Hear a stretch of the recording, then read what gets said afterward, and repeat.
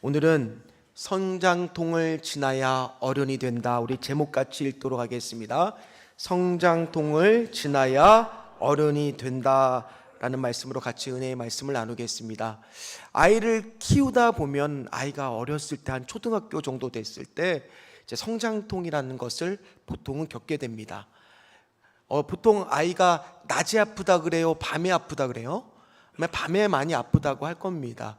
이 성장통이 왜 생기느냐 한번 제가 자료를 찾아보니까 이제 무릎에 있는 힘줄이나 근육들이 성장을 하는데 이 뼈가 성장하는 속도에 맞추지 못하다 보니까 이게 당겨져서 오는 고통과 아픔을 성장통이라고 말한다고 합니다. 그래서 성장통이 굉장히 심할 때는 저도 이제 밤에 이 아이를 이렇게 주물러 줬던 다리를 이렇게 주물러 줬던 기억이 있습니다. 한 번쯤 그런 기억들 있으시죠?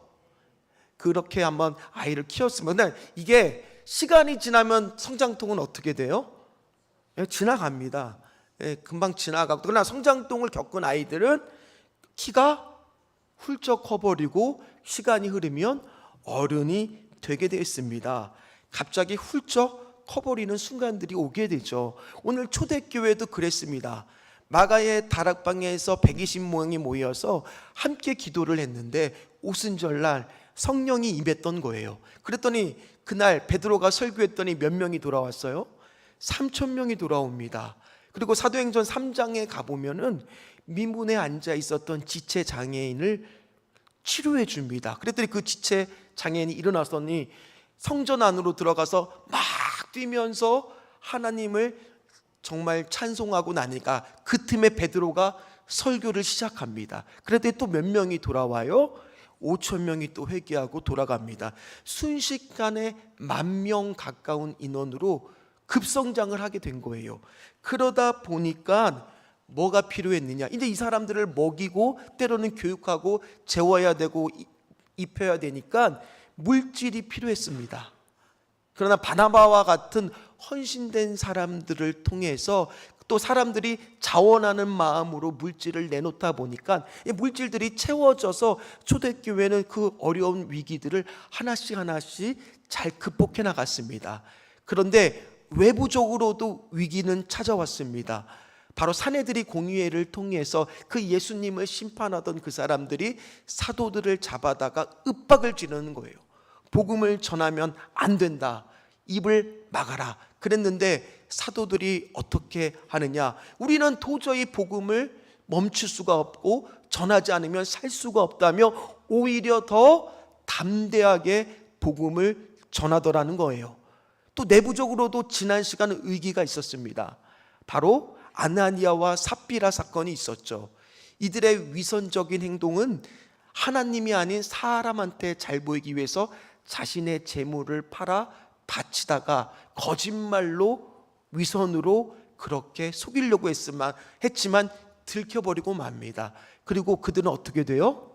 죽임을 당하게 되죠. 그런데 그것이 오히려 초대교회 공동체로 하여금 경건한 두려움을 갖게 되게 만들었어요. 그래서 초대교회는 어쨌든 간에 이런 성장통을 겪으면서 계속적으로 성장하고 있었습니다.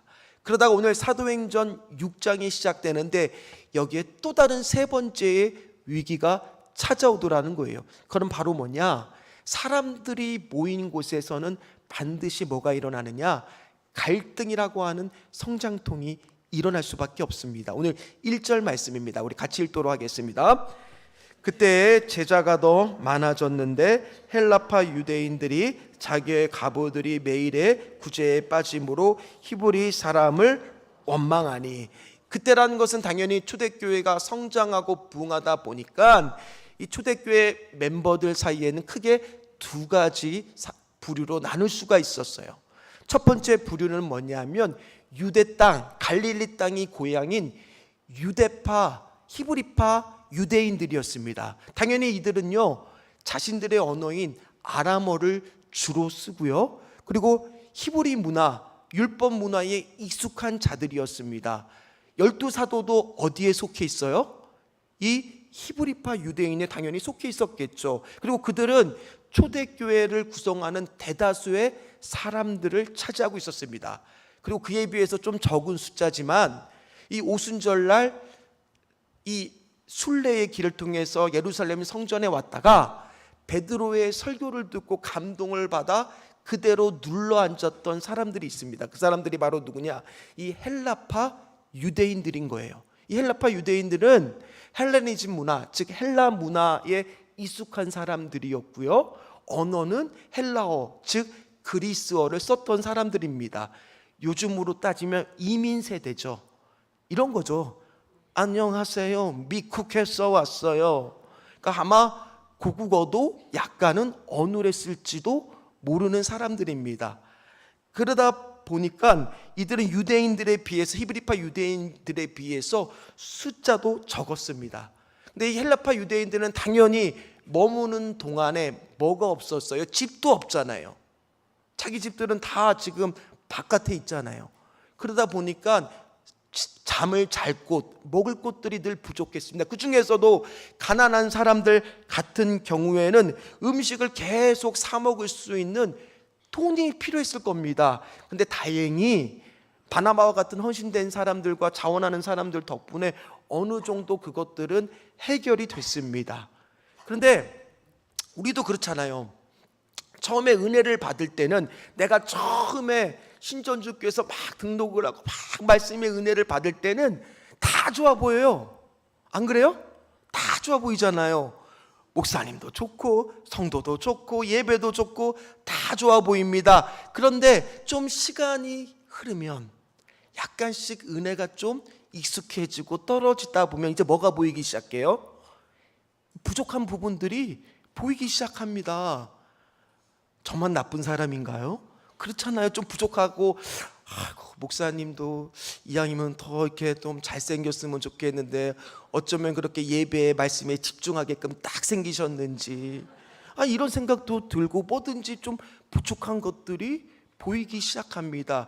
그들도 그것들을 보이기 시작했던 거예요. 인간적인 불편함이 당연히 타 지역에서 살다 보니까 있을 수밖에 없죠. 그래서 오늘 1절 말씀의 끝에 보면 어떻게 마무리를 하고 있어요? 원망하니. 여기서 이 원망하다라는 단어의 원래의 뜻은 앞에서 얘기하는 게 아니라 뒤에서 조용히 이야기를 하더라는 거예요. 그러니까 원망했다라는 얘기는 조용히 슬슬 불만들이 막 생기기 시작했다라는 말입니다. 즉 초대교회 가운데 갈등이 시작이 됐던 거예요. 따라서 성장하는 곳에서는요, 반드시 첫 번째입니다.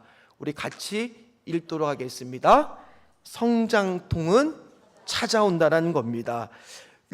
아마 가정을 해봤습니다. 배식을 하는 곳에서는 이 배식하는 그런 나눠주는 이에 사도들이 처음에 다 참여를 했던 거예요. 근데 사도들은 어느 파 사람들이에요? 히브리파 유대인들이잖아요. 그럼 한번 요즘으로 따지면 식판을 들고 쫙 서 있는 거예요. 그럼 식판을 들고 서 있을 때 이 헬라파 유대인들은요, 다 생명부지의 사람들이잖아요. 자기 고향 사람들이 아니잖아요. 그러니까 밥도 그냥 주걱으로 딱 정량만 퍼주고, 국도 그냥 이렇게 해서 퍼주고, 동그랑땡도 2개, 김치도 2개 하면서 드시라고 가는 거예요. 그런데 유대파 히브리인이 딱 왔을 때는 우리도 그렇잖아요. 한 집 건너 한두 집 건너면 다 뭐예요? 아는 사람들이잖아요. 고향 거기 혹시 갈릴리 거기요? 누구요? 아이고 내가 자네 이종 팔촌이야. 뭐 그렇게 얘기하기 시작하면 사람 마음이 어때요? 밥도 푹 퍼서 더 주게 되고, 국도 건더기를 더 해갖고 주게 되고, 동그랑땡도 제가 3개 더 드릴게요 하고 주게 되고, 김치도 더 주게 되고, 그렇게 해서 줬을 거 아닙니까? 사람이 하는 일이다 보면 그렇게 정에 이끌려서 더 하는 일도 있었을 겁니다. 그러다 보니까 이 구제에 대해서 빠지는 것들이 보이기 시작하더라는 거예요. 그러다 보니까 헬라파 유대인들 사이에서 조금씩 불만들이 나오기 시작하더라는 겁니다. 그러면서 누구를 원망하는 거예요? 배식을 하던 사도들을 원망하기 시작했던 거예요. 그 원망이 나오면은 말씀을 들어도 어떻게 돼요? 은혜가 떨어지게 되더라는 겁니다. 말씀도 잘 안 들린다는 겁니다. 그럼 어떤 분이 얘기할 거야. 그러면 그거 공평하게 나눠주면 쉽잖아요. 아이고, 성도님들이 한번 해보세요. 그게 그렇게 쉬운가? 특별히 우리가 주의 일을 하다 보면은 어떨 때가 많아요? 뒤에서 왜 그걸 그렇게 해? 도대체 이게 뭐야? 왜 이렇게 나눠줘? 그런 이야기들을 들을 때가 있습니다. 내가 열심히 나눠줬는데 뒤에서 좋은 소리가 아니라, 감사하는 소리가 아니라 원망하고 불평하는 소리가 들리면 우리 안에 어떤 마음이 들어요? 다 때려쳐. 내가 올해까지만 전도회장 한다. 내가 올해까지만 구역장 할 거야. 내가 올해까지만 교사 봉사할 거야. 나 올해까지만 성가대하고 올해까지만 찬양대하고 내가 다 그만둘 거야. 이런 마음 들 수 있잖아요. 오늘 딱 그런 마음이 들 수 있는 상황이라는 거예요. 열심히 나름대로 봉사하고 최선을 다했는데 터져나오는 원망의 소리에 누군들 시험에 빠지지 않을 수 있겠습니까? 우리 귀한 성도님들 가운데서도요, 내가 사명의 자리를 맡았었는데 때로는 이런 원망을 들으니까 이 사명의 자리에서 도망가고 싶었던 적 한 번도 없으세요? 다 그저 은혜 충만하시고 말씀 충만하셔서 그랬던 적이 한 번도 없으셨나 봅니다. 저는 있었어요. 저는 예전에 봉사했을 때, 평신도였을 때 그럴 때가 있었습니다. 이런 갈등의 문제는 사람들이 모여있는 곳에서는요 반드시 오게 되어 있습니다. 하다못해 가정에서도 부부간에 부부싸움 한 번도 안 하세요? 네라고 누가 대답하셨어요? 부부싸움 하잖아요. 1년에 한두 번 하잖아요. 정상적인 부부라면 싸움을 하는 거가 정상이지요. 또 어디 자녀들 키울 때 한 번도 자녀하고 안 다투세요? 큰 소리 안 나요? 사람들이 모여있는 곳에서는요 반드시 갈등이 생길 수밖에 없습니다. 심지어 제가 부교역자 때 회사에 갔더니 회사 사장님이 이제 저희 교인이었어요. 그런데 이제 예배를 드리는데 이제 고충을 털어놓는데, 목사님 요즘에 나 MG 신입사원이 왔는데 도저히 이해가 안 된다는 거예요. 그럼 왜 이해가 안 되세요? 그러니까 이거 신입사원 회식을 하는데 이 신입사원이 이제 사장인 자기가 직접 이제 음료수를 따라주는데 한 손으로 받는다는 거예요. 한 손으로. 이거를 보고 나서 이 충격이 가시지가 않았다는 거예요. 이해하려고 해도 도저히 이해가 안 되더라는 거예요. 이처럼 연령이 다르고 세대가 다르고 문화가 다르고 가치관이 다른 사람들끼리 있다 보니 당연히 초대교회도 뭐가 생길 수밖에 없는 거예요? 갈등을 생길 수밖에 없는 거예요. 왜 갈등이 생깁니까? 어떤 목사님의 설교를 들으니까 적절한 비유를 하시더라고요. 이 추운 지방에 고슴도치 2마리가 살고 있었대요. 그러니까 춥다 보니까 이 고슴도치들이 어떻게 하려는가, 서로 끊어 안으려고 했대요. 그러니까 어떻게 되겠어요? 따가워. 추우니까 가까이 가면 가시 때문에 따갑고, 그렇다고 떨어져 있으니까 또 뭐가 느껴져요? 추위가 느껴지고. 딱 사람 사이의 관계가 이렇다라는 거예요. 다 누구나 내 안에 뭐가 있어요? 가시가 있다라는 거예요. 그러니까 내 가시 때문에 저 사람을 아프게 할 수 있는 게 인간관계라는 겁니다. 이처럼 성장통은 반드시 인간관계에서 거칠 수밖에 없게 됩니다. 그리고 이것은 때로는 내 안에 있는 가시 때문에 상대방을 아프게도 하게 된다는 겁니다. 그래서 제자들은 결단하기 시작했습니다. 오늘 2절 말씀입니다. 같이 2절 말씀을 읽도록 하겠습니다. 12 사도가 모든 제자를 불러 이르되 우리가 하나님의 말씀을 제쳐놓고 접대를 일삼는 것이 마땅하지 아니하니. 참 이 사도들은 대단한 사람들입니다. 왜냐하면 제자들을 불러놓고 솔직하게 인정을 했습니다. 자신들의 실수를 인정하고 있습니다. 뭐냐? 우리가 말씀 사역에 더 집중했더라면, 성도들한테 더 은혜를 끼쳤더라면 이런 갈등의 요소들이 적었을 텐데 우리가 그만 다른 곳에 접대하고 우리 물건을 나눠주고 음식을 나눠주는 일에 우리가 힘을 쏟다 보니까 이 본질을 놓치다 보니까 이런 갈등의 요소가 일어났다는 것을 먼저 인정했어요. 그리고 이 헬라파 유대인들의 소수지만 그들의 의견을 무시하고 짓누르는 것이 아니라 들어주기 시작했습니다. 그래서 우리가 이것을 내려놓기로 결정했다는 것을 지금 말하고 있습니다. 교회라는 곳은요, 비록 소수지만 그 사람들의 의견을 존중해 줘야 됩니다. 왜 그러느냐? 예수님도 99마리의 양보다 한 마리의 양을 때로는 어떻게 하셨어요? 찾기 위하여 애를 쓰고 수고하셨습니다. 교회라는 곳은 한 영혼을 귀하게 여길 줄 아는 마음이 있어야 될 줄 믿습니다. 그랬던 거예요. 오늘 우리 건율이가 지금 예배드리다가 처음 예배드리러 왔다가 이렇게 나갔지만은 저 아이의 모습을 보면서 얼마나 귀하게 찾아왔는지, 우리가 그런 성도들 안에 그런 한 영혼을 소중하게 여기는 마음이 있어야 될 줄 믿습니다. 그래서 그들은 실수를 인정하고 뭐를 하기 시작했느냐? 두 번째입니다. 같이 읽도록 하겠습니다. 성장통은 해결할 수 있습니다.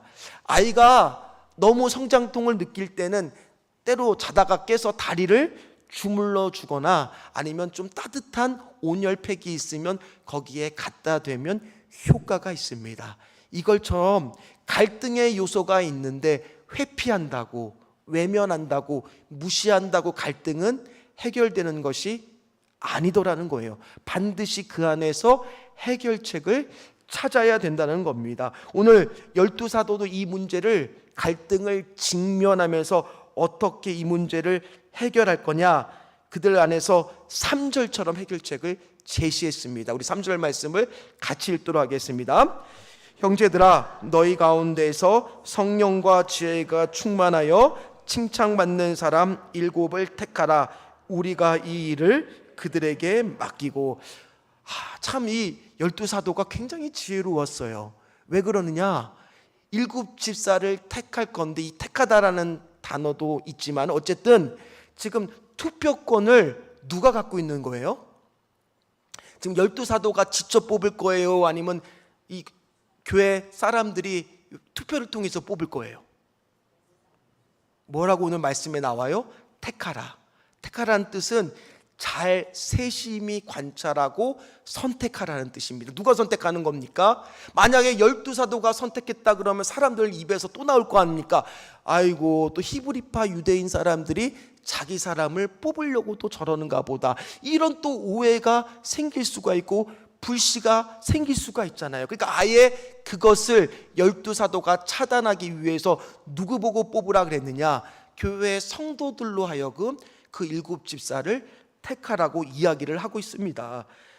그런데 뽑는 기준이 있었습니다. 인기가 많다고 뽑는 것이 아닙니다. 그리고 헌금을 많이 낸다라고 뽑는 것이 아닙니다. 오늘 말씀을 보니까 어떤 선택 기준이 있었습니까? 성령과 지혜가 충만한 사람이라고 했습니다. 성령 충만한 증거가 있어야 되고요. 또 하나가 있습니다. 그 앞에 칭찬을 받는 사람, 쉽게 말해서 다른 사람이 권위를 인정할 수 있을 만큼의 덕이 있는 사람을 뽑으라고 하는 겁니다.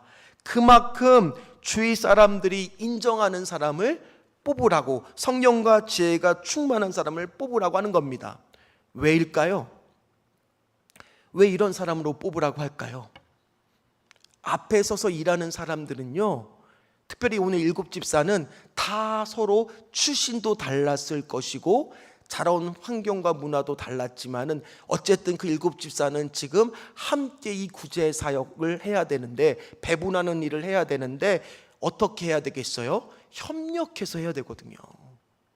같이 해야 되거든요. 그럼 같이 일할 때 한 명이 능력이 뛰어나다고 혼자 독불장구처럼 자기 마음대로 하면 됩니까? 안 되죠. 7명이 같이 힘을 합하여 협력하여 때로는 부족하면 뭐 해줄 줄도 알아야 돼요? 기다려줄 줄도 알아야죠. 또 한편 다른 사람들의 이야기들이, 의견들이 서로 나왔을 때는 뭐도 해야 돼요? 들어도 줄 줄 알아야죠. 때로는 이것이 교회에 덕을 세우는 일이면 내 주장을 굽힐 줄도 알아야죠.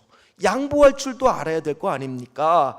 그래야 오늘 이 과정들을 잘 할 수 있기 때문에 오늘 그런 사람을 뽑아야 됐던 겁니다. 남들이 인정하는 사람. 앞으로 신천주 교회 안에서도요, 매년 일꾼들을 뽑아야 될 겁니다. 그때도 동일할 겁니다. 공정하고 정확하고 투명한 절차를 통해서 사람을 뽑아야 될 겁니다. 기준이 분명해야 뭐가 안 나와요? 그 잡음도 안 나고 그 사람이 일할 때 힘도 실어질 수가 있는 거예요. 최근에 한 주 동안 이 나라를 시끄럽게 했던 뉴스가 뭐예요? 축구 국가대표 감독 뽑는 거였잖아요. 근데 이것이 왜 이렇게 시끄러워요? 그 감독이 능력이 없어서예요? 아니에요. 이 뽑는 과정이 공정하지 못하고 이 시스템을 갖춰놓던 것들이 다 무너지다 보니까 한국 축구의 레전드인 박지성 선수조차도 한국 축구의 근간이 지금 흔들리고 있다, 위기다라고 이야기를 했던 거잖아요. 이처럼 사람을 뽑는 과정에 있어서는 명확한 선별 기준이 있어야 된다는 거예요. 그래야 뽑는 과정에서도 잡음이 없고 뽑고 나서도 그 사람이 일을 할 수 있더라는 겁니다. 그리고 사도들은 이제 어디에 집중하기로 했느냐? 오늘 4절 말씀입니다. 우리 4절 말씀을 같이 읽도록 하겠습니다. 우리는 오로지 기도하는 일과 말씀 사역에 힘쓰리라 하니. 이제부터 사도들이 해야 될 일은 뭡니까? 기도하고 말씀을 보는 일이라는 거예요. 어떤 목사님의 설교에서 들은 이야기입니다. 어떤 성도가 너무 답답한 마음에 교회를 찾아왔습니다. 왜 교회를 찾아왔느냐? 이 자신의 이 문제를 놓고 담임 목사님께 기도를 받고 싶은 마음이 간절했던 거예요. 그만큼 절박한 문제를 가지고 교회를 찾아온 겁니다. 그리고 나서 이제 부 목사님한테 가서 제가 이런 문제가 좀 있는데 담임 목사님한테 기도를 받을 수 있을까요? 물었습니다. 그랬더니 이 부목사님이 하시는 말이 뭐냐면, 지금 담임 목사님이 정해진 기도 시간이 있어서 그 정해진 기도 시간이 1시간 후에 끝나는데 1시간만 좀 기다려 줄 수 있겠습니까? 라고 그랬던 거예요. 그럼 성도의 입장에서는 당연히 어땠을까요? 내가 지금 급하게 찾아왔는데 1시가 급한데 1시간 기다리라고 하니까 성도들 마음에 혹 시험이 들 수도 있고 서운한 마음이 들 수도 있는 문제잖아요. 그랬더니 이 성도가 하는 대답이 뭐였느냐? 알겠습니다. 그럼 전 집으로 돌아가겠습니다. 그랬던 거예요. 부목사님이 깜짝 놀라서 혹시 서운하신 거 아니시냐고, 그런 거 아니냐고 물어보니 그 성도가 하는 대답이 걸작이었어요. 뭐냐? 목사님이 기도하고 있으니 내 문제는 다 해결된 줄 믿고 돌아갑니다. 그랬다라는 거예요. 이처럼 어쨌든 목회자가 제일 열심히 해야 되는 일은 뭐겠어요? 말씀과 기도의 시간을 우리 성도님들이 이해해주고 보장해 주셔야 된다는 거예요. 저는 아직 이제 막 담임 목사가 처음이라 한 편의 설교를 준비하는데 12시간 이상이 걸립니다. 그러면 수요일 날 금요 철야, 주일 날 오전 오후 4편의 설교를 준비하면 며칠이 걸리겠어요? 일주일 중에 4일이 걸립니다. 야근도 합니다. 그러다 보니까 절대적으로 말씀을 준비하는 시간들이 아직 제가 부족할 수도 있겠지만 어쨌든 최선을 다해 준비하려면 4일이 걸리다 보니 나머지 시간에 신방하고 나머지 시간에 일들을 봐야 됩니다. 따라서 우리 귀한 성도님들이 목회자가 본질인 어디에 집중할 수 있도록, 말씀과 기도에 집중할 수 있도록 우리 성도님은 뭐 해주셔야 되겠어요? 기도해 주시고 이해해 주시고 따라 주시는 것들도 때로는 필요하다는 겁니다. 그래서 오늘 사도들이 그런 본질에 집중하겠다라고 선포하고 나니까 어떻게 되느냐? 그렇게 뽑힌 사람들이 5절 말씀입니다. 우리 5절 말씀을 함께 읽도록 하겠습니다.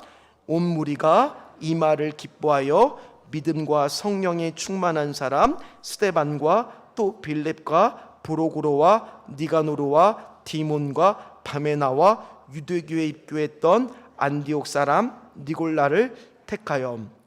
오늘 7명이 뽑혔는데 깜짝 놀란 성격 결과가 나오게 된 거예요. 왜 깜짝 놀랐느냐? 이 당시에 대부분의 초대교회를 차지했던 사람들은 어느 파 사람들이었어요? 히브리파 유대인들이었잖아요. 그런데 오늘 이 7명이 뽑힌 사람들의 이름을 보니까 다 무슨 이름이냐? 헬라식 이름이었던 거예요. 그러니 이 사람들은 다 지금 어느 파 사람들이 뽑힌 거예요? 헬라파 유대인들이 뽑힌 거예요. 아니, 대다수가 지금 히브리파 유대인들인데 누구를 뽑았느냐? 헬라파 유대인을 뽑는다는 게 쉽겠습니까? 심지어 맨 마지막에 뽑힌 니골라라고 하는 사람은 유대인도 아니에요. 성경에 보니까 어느 사람이래요? 안디옥 사람, 유대교로가 유대교에 입교했고 나중에 기독교로 개종했던 그 이방인의 사람이라는 거예요. 그런 사람들이 뽑혔다는 것은 이 초대교회 안에 어떤 마음들이 있었다는 겁니까? 성령이 충만하다 보니까 열린 마음들, 다른 사람들을 수용하는 마음들이 그들 안에 있었다라는 거예요. 그들이 성령 충만했기 때문에 그들 안에는 복음의 마음이 있었고 그리스도의 마음이 있었기 때문에 이렇게 새로운 일꾼을 뽑을 때 어느 파 사람들을 뽑을 수가 있었던 거예요? 헬라파 유대인들이 뽑히게 되는 놀라운 결과를 보게 됐다는 겁니다. 지금 우리 교회도 필요한 것이 바로 뭐냐? 이런 마음이에요. 우리 교회도 지금 뭐 하고 있습니까? 조금씩 성장하고 있습니다. 그러면 반드시 뭐가 찾아와요? 성장통이 찾아올 때가 있습니다. 갈등의 요소가 생길 때도 있습니다. 이때 이것들을 집중하고 해결할 때, 제시를 했을 때 물론 저의 역할도 크지만은 우리 성도들 안에 무슨 마음이 있어야 되겠어요? 수용하는 마음이 있어야 돼요. 열린 마음들이 있어야 됩니다. 아니, 감히 굴러온 돌이 박힌 돌을 빼려고 하네? 이런 생각들이 되는 순간 이제 갈등의 요소가 폭발하기 시작하는 거예요. 때로는 새 가족이 왔을 때 이제 아마 이번 주부터는 이제 구역에 한 번씩 이제 편성에 들어갈 겁니다. 그러면 구역원 식구들은 어떻게 하셔야 되겠어요? 새로 누가 왔다. 어떻게 하셔야 되겠어요? 그럼 당연히 따뜻하게 문자 메시지라도 잘 왔어요 우리 구역에. 그런 문자 메시지, 축하 메시지도 좀 보내줘야 되잖아요. 그 구역장님은 또 차도 한잔 마시고 아니면 식사도 하면서 구역 식구들 소개도 해주면 얼마나 좋겠습니까? 그뿐 아닙니다. 이분들이 봉사하고 싶으면은 봉사의 자리에도 때로는 함께 나눠주고 열린 마음으로 수용하면서 이들이 교회를 잘 적응할 수 있도록 도와주는 거 누구의 몫이에요? 다시 설교를 처음부터 다시 시작하겠습니다. 자, 누구의 몫이겠습니까? 우리 성도들의 몫이에요. 그렇게 되었을 때 이 성장통을 겪고 있는 교회는 어떻게 되느냐? 오늘 5절 말씀의 시작부터 온 무리가 이 말을 뭐하기 시작해요? 기쁨이 넘치는 거예요. 기쁨이 넘치다 보면 세 번째입니다. 같이 읽도록 하겠습니다. 성장통을 겪고 나면 성장을 할 수밖에 없다는 거예요. 오늘 7절 말씀입니다. 7절 말씀 같이 읽도록 하겠습니다. 하나님의 말씀이 점점 왕성하여 예루살렘에 있는 제자의 수가 더 심히 많아지고 허다한 제사장의 무리도 이도에 복종하니라. 아멘. 오늘 말씀을 보니까 하나님의 말씀이 점점 왕성해지고 있습니다. 이 얘기는, 이 말씀은 본질에 집중하다 보니까 하나님의 말씀이 더 힘있게 뻗어나갔다라는 원어의 뜻입니다. 하나님의 말씀이 점점 힘있게 뻗어갑니다. 예배 시간이 은혜롭습니다. 말씀이 들리기 시작합니다. 기도가 풍성해집니다. 찬양이 뜨겁습니다. 그렇게 되면 교회는 당연히 어떻게 될 수밖에 없어요? 성장할 수밖에 없는 거예요. 부흥할 수밖에 없는 겁니다. 말씀은 물과 같습니다. 흘러차고 넘치면 어떻게 되는 거예요? 주변까지 다 흠뻑 적실 수밖에 없게 됩니다. 그래서 오늘 성경 말씀의 7절을 보면 심지어 어떤 무리까지 그리스도의 도에 복종에 이르게 돼요? 허다한 제사장의 무리까지요. 이 제사장의 무리가 누구예요? 성전에서 사는 분, 유대교 사람도 아닙니까? 이들은 예수님을 핍박하던 사람들이에요. 아니, 저 사람이 어떻게 예수를 믿을 수가 있나? 어떻게 저렇게 예수를 핍박하고, 아니 안티크리스찬인데 어떻게 이 자리에 나와서 그렇게 예배를 드리고 할 수가 있나? 바로 그것이 복음에 살아있는 능력이라는 거예요. 그렇게 초대교회가 열린 마음으로 수용하고 성령에 충만하고 깨어있다 보니까 어떻게 되느냐? 오늘 7절 말씀을 보면 예루살렘에 있는 제자의 수가 어떻게 되고 있어요? 1절에도요, 그때 제자의 수가 늘어났다는 표현이 있습니다. 그러나 더 많아졌지만 7절에서는 어떻게 더 표현하고 있어요? 제자의 수가 더 심히 많아지고 비교급에서 더 많아졌다라고 지금 표현하고 있더라는 거예요. 그 얘기는 급속도로 더 성장했다라는 뜻입니다. 즉 뭡니까? 자고 나면 아이들이 큰다라는 말을 하신 것처럼 자고 나니까 점점 교회의 수적인 성장과 함께 부흥의 역사들이 멈추지 않고, 특별히 오늘 문법적으로는 시제가 미완료 시제라 해서 이것은 무슨 말이냐, 계속됐다라는 거예요. 자고 나면 성장하고 한 주 지나고 이 자리에 오면 누가 또 새 가족이 와 있고, 하나님 우리 신전주 교회가 이렇게 말씀이 왕성해지기를, 그리고 예수를 믿는 무리들의 숫자가, 제자들의 숫자가 더 증가되기를 주의 이름으로 축원합니다.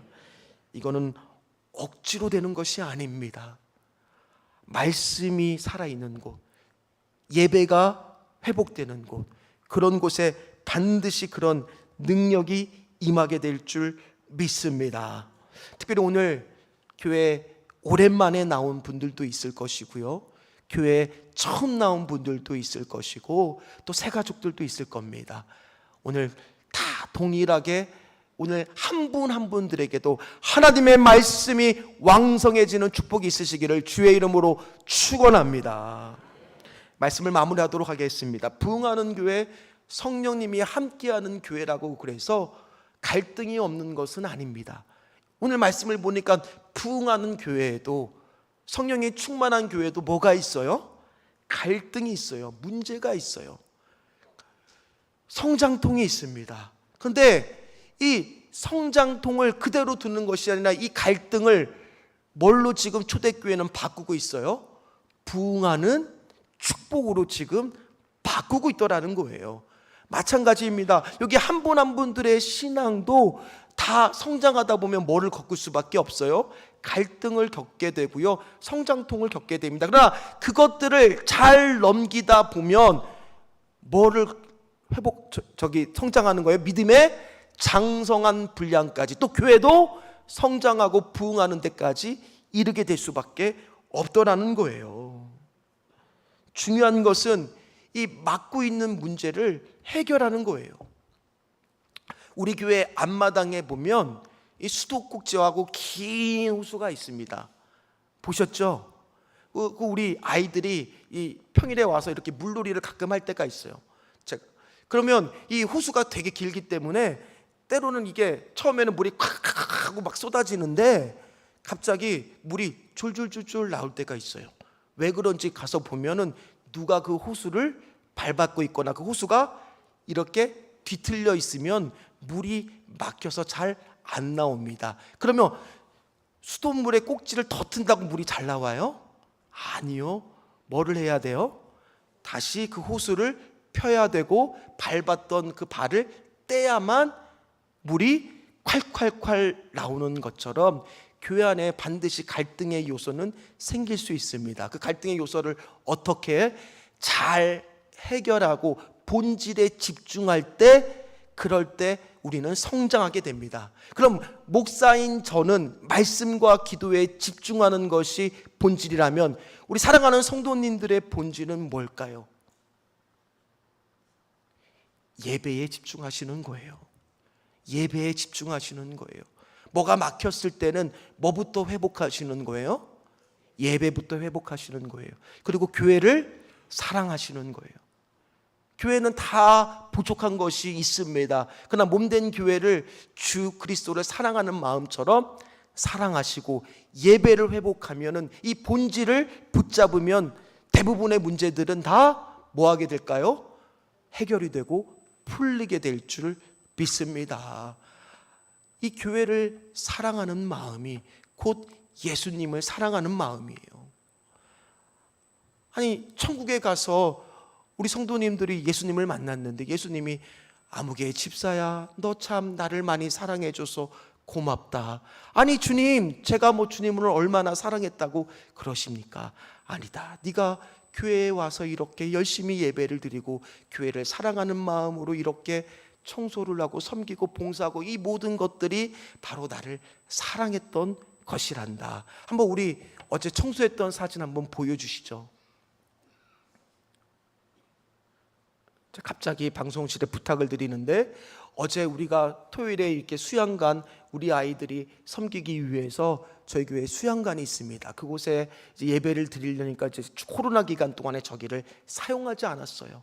그래서 거기에 청소가 필요한데 처음에 적은 숫자가 오면 어떻게 하나, 저 곳을 청소하려면 한 분이라도 많이 오면 좋겠는데, 그런데 너무 감사하게도 30분이 넘는 분들이 오셔서 이렇게 힘을 합해서 함께 섬기고 봉사하시고 사랑으로 섬겨 주셔서, 또 우리 원로 목사님 사모님께서는 직접 한 분 한 분들 다 식사를 준비해서 대접해 주셔서 얼마나 교회가 은혜롭게 잘 맞춰줬는지 몰라요. 우리 하나님께 영광의 박수 드리도록 하겠습니다.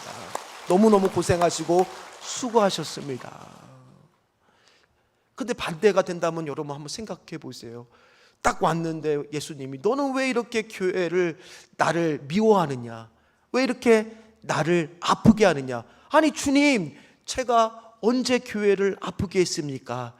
네가 교회만 가기만 하면 갈등을 일으키고 교회를 가기만 하면은 이렇게 화를 내고 무슨 일을 하는 것들, 이거 다 나를 아프게 하는 거란다 라는 소리를 들으면 어떻게 되겠습니까? 교회 안에는요 반드시 갈등의 요소는 생깁니다. 그러나 우리는 이 갈등의 요소를 잘 지나면, 성장통을 잘 지나면 어떻게 된다고요? 성장하는 우리 신전주 교회가 되게 될 줄 믿습니다. 또한 교회만 성장하는 것이 아닙니다. 여러분들 한 분 한 분들의, 우리 성도들의 믿음도 때로는 갈등을 겪을 때가 있고 때로는 힘들 때가 있을 겁니다. 그럴 때 뭐를 붙잡아야 돼요? 예배를 붙잡으십시오. 본질을 먼저 붙잡으십시오. 그렇게 되었을 때 우리 한 분 한 분들의 신앙도 믿음의 장성한 분량까지 자라나게 될 줄 믿습니다. 그래서 우리 신전주 교회가 앞으로 그렇게 성장통을 겪으면서 하나하나 성장하는, 함께 그런 꿈들을 꾸시는 우리 저와 우리 성도님들 다 되시기를 주의 이름으로 축원합니다. 축원합니다.